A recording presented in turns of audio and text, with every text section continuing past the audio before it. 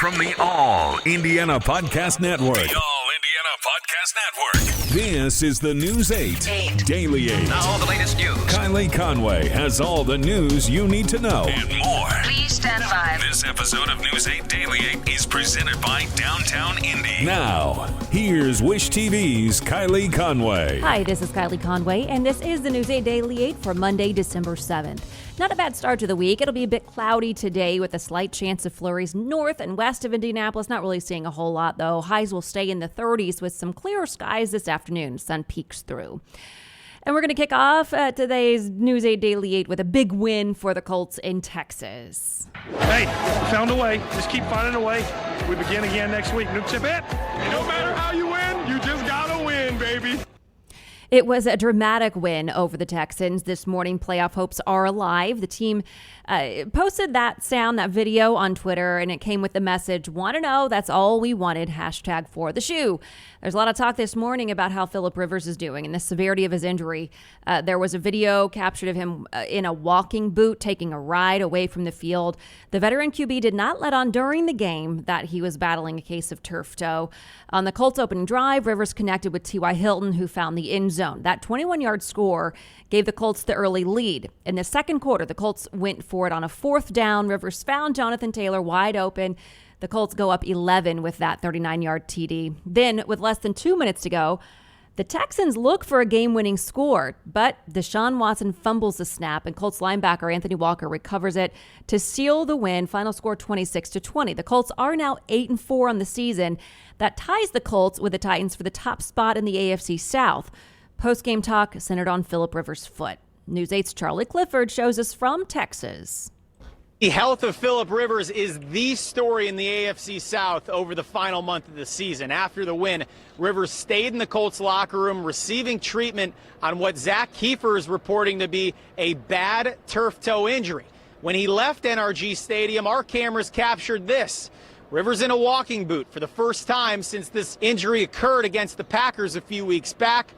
During our post-game show, the 17-year pro who just made his 236th straight start on this nagging injury. Just working each week, finding a way to be out there, and able to still. I don't feel any limitations as far as what I can do out there. It's just a matter of managing it week to week at this point. The story late, defense, heroics, once again, drawing the Colts even with the Titans atop the AFC South. Hey, we got the break there, and we made the break. I mean, they dropped the snap, but, we had a good recovery, guys hustling to the ball and getting it on our side, but certainly take it any way we can get it. Of course, you're hoping that the defense, stops them, comes up with a turnover. I mean, and that's what you expect because we know the level that our defense can play at. And the next thing you know, we're in a victory formation, and, that's not what you were imagining, but we'll take it. Wins a win, and they're not easy to come by, especially divisional game. Great play by our defense, being strong, hanging in there. They're moving the ball. Sean's a great quarterback. Fought hard all game. Their team fought hard all game, but we knew that we had enough to make a game-winning stand. For the second time on the road against an AFC South foe, the Colts defense pitches a second-half shutout. Over the last 3 victories, this unit has allowed a total of 3 points.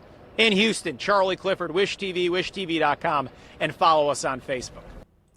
All right, to the pandemic now. We are heading for the post-holiday surge when it comes to COVID-19. A record of more than 101,000 COVID-19 patients are in U.S. hospitals. Healthcare workers say they fear things will only get worse. We're starting in the last couple of days to see the effects of the Thanksgiving surge that we've all been worried about. And I think this week we're really going to see the full effect of that. The U.S. recorded 1 million cases in the first 5 days of December. That's according to data from Johns Hopkins University. For perspective, it took the country almost 100 days to reach 1 million after the first cases were confirmed. Health officials say while a vaccine could be authorized for use as early as this week, it will not protect you from the recent hike in cases. Dr. Deborah Burke says Americans need a new attitude for the holiday season. I think it's really important that every single person understands that the way this virus is spread is if you're with anyone indoors without a mask, that's a viral spreading opportunity. If you're outdoors and hugging and kissing individuals, that is a viral spreading opportunity. Burke says Americans should not gather without masks in any indoor or close outdoor situation. And the first public injections of a COVID-19 vaccine begin this week in the United Kingdom. Vaccinations start tomorrow for healthcare workers and at-risk patients in England, Scotland, and Wales. The country has already received 800,000 doses of Pfizer's shot. That's enough to vaccinate 400,000 people.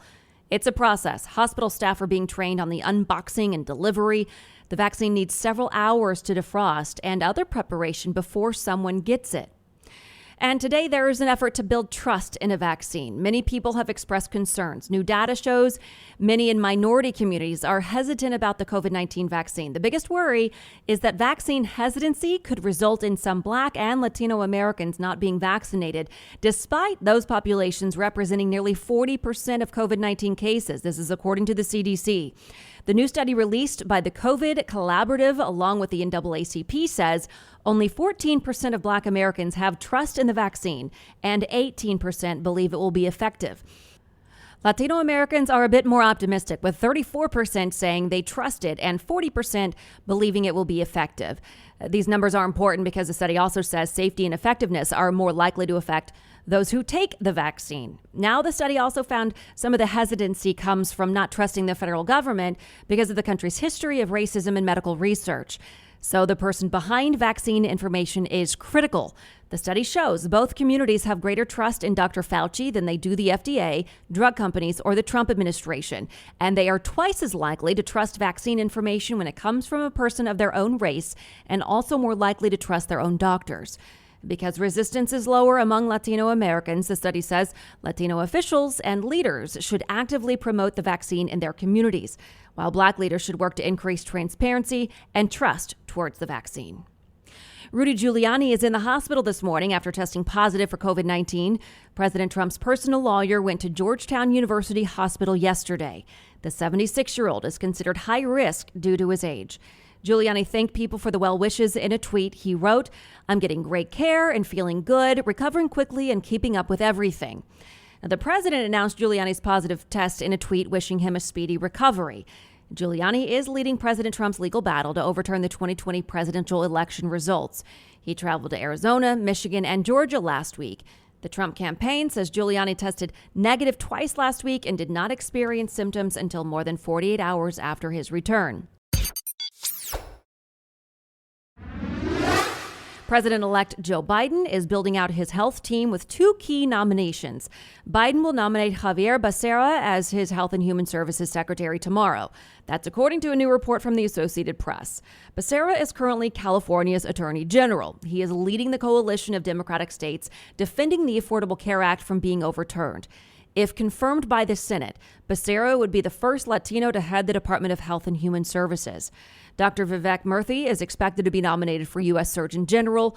Murthy held the position during the Obama administration. If confirmed, he would play a key role in fighting the coronavirus pandemic. Biden is expected to formally announce his medical team this week. And today, we will get our first look at a new COVID-19 relief bill. Lawmakers spent the weekend hammering out the details. Senators from both sides of the aisle worked on it. It is a 4-month emergency relief package with a $908 billion price tag. The plan offers specific relief for small business owners, people who are unemployed, and those facing eviction. It includes $300 a week in enhanced federal unemployment benefits, a continued pause on student loan payments, a freeze on evictions for people who cannot pay their rent, and reauthorization of the Paycheck Protection Program, giving another round of low-interest, forgivable loans to businesses that are struggling. The proposal also includes $16 billion for vaccine development and distribution and testing and tracing. The plan does not include direct payments to most Americans, a key part of earlier plans from Democrats. Senator Bernie Sanders and others say that is what could lead them to oppose the measure. And one of Indiana's senators is inching closer to acknowledging that Joe Biden won the presidential election. On All Indiana Politics this weekend, Senator Mike Braun talked about the Trump campaign's lawsuits, which aim to upend the results. Our team asked him if there was widespread fraud in this election. Braun said there are probably not enough irregularities to change the election, but he expects continued investigation. There are clear thresholds in terms of vote certifications. I think that is passed in most places, especially the 6 swing states that have been under scrutiny. And then the next would be when the Electoral College meets on December 14th. And if it's not made by then, that is when everyone is going to have to say, hey, the best effort was made to find this. If not, and even President Trump in the White House has said they'll do that. Braun says he's not sure if President Trump will concede even after the Electoral College vote. You can watch All Indiana Politics on Wish TV. It's every Sunday morning at 9:30. And today is Pearl Harbor Remembrance Day, and Governor Holcomb is asking that flags be flown half-staff to mark the somber occasion. Today marks 79 years since the surprise attack that killed more than 2,400 Americans. The U.S. declared war on Japan the next day, entering World War II. Congress designated December 7th as a National Day of Remembrance in 1994. Organizers say they are eager to hold a Friendsgiving Back food truck rally again after a successful effort over the weekend. 9 trucks handed out free food and coats yesterday during the 4th annual event at Military Park. It's part of a partnership with Friends of Fred Food Truck Company and Horizon House. Event organizers say about 300 people stopped by. They also talked about the way the pandemic has changed the way the trucks do business, instead of going to new places like neighborhoods. The rally also donated a truckload of supplies to the Wheeler Mission after the event. And now there's some pandemic talk from Sesame Street. Some new cartoons launched today. Are you staying in your blanket fort to stay away from germs? Elmo's scared that the germs will make baby David and Elmo sick. The Children's Television Workshop says they feature baby Elmo and his dad and Grover, helping children talk about things like the fear and anxiety they may feel and how to celebrate holidays with extended family over a video call. The cartoons are available on Sesame Street's website. The company says it will release more editions in months to come. And Costco is keeping its special shopping hours for seniors and others who are vulnerable to the virus. The retailer cites the new surge in cases for the extension. Most stores are open from 9 to 10 each morning for members who are 60 or older and those with disabilities or are immunocompromised. If you shop at the retailer, you must wear a mask or a shield if you have a medical condition. Costco announced last month it was ending its face covering exemption for those with medical conditions. And a few business headlines for you now. United Health Group and Eli Lilly and Company are teaming up to further study the effects of the drug maker's antibody therapy in high-risk COVID-19 patients. The drug received emergency use authorization from the Food and Drug Administration in November to treat patients with mild or moderate COVID-19 symptoms who are at high risk for severe symptoms or hospitalization. United Health will enroll 500,000 Medicare Advantage members who are diagnosed with COVID in the study. We can expect lower fuel and electric bills this winter. That's according to one energy expert. Stephen Shork of the Shork Group said consumers won't be paying much more than $2 per gallon for gasoline in the coming months. Shork said heating costs for Americans this winter will be low, as well as both heating oil and natural gas prices going down. And Zoom Santas are logging about 4 to 6 video calls an hour to kids and their families across the country, up to 9 hours a day on their website, visitfromtheclosets.com through Zoom. The price for a private chat ranges from $49 for 5 minutes to $69 for 10 minutes. Santa is also suiting up behind plexiglass or waving to children from snow globe setups in malls. And now to some other news. MTV awarded Chadwick Boseman the Hero for All Ages award. Boseman died earlier this year after a battle with colon cancer. Fellow Avengers actors Robert Downey Jr. and Don Cheadle presented the honor. It was part of a special called MTV Movie and TV Awards Greatest of All Time. The show looked back at the biggest TV and film moments from the 1980s to now. Another celebrity boxing match is set. Former world champion Floyd Mayweather plans to box YouTube star Logan Paul. Mayweather was undefeated in his pro boxing career, then started a transition to unconventional matchups when he fought and beat mixed martial arts star Conor McGregor.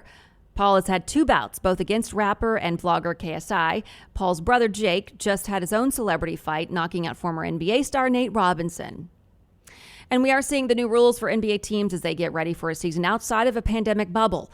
The league says while teams are home, they cannot go to bars, clubs, gyms, or attend social gatherings with more than 15 people. On the road, players and staff can only eat at restaurants outside their hotel if they get the NBA's approval. The league says it'll have at least 3 approved restaurants in each city. Players found violating safety guidelines could face penalties, including fine or suspension. The NBA preseason starts Friday. Indiana University is climbing in the polls ahead of the Old Oaken Bucket game. The Hoosiers are in the number 8 spot in the AP College poll. They went into the weekend number 10. IU beat Wisconsin 14-6 on Saturday in Madison. This weekend, the always anticipated rivalry matchup with the Boilermakers. The Hoosiers host Purdue on Saturday. This has been your News 8 Daily 8 for Wish TV. I'm Kylie Conway, online at wishtv.com, and follow us on Facebook when you search Wish TV. This episode of News 8 Daily 8 is presented by Downtown Indy. Check out more podcasts from the All Indiana Podcast Network now at allindianapodcastnetwork.com. allindianapodcastnetwork.com.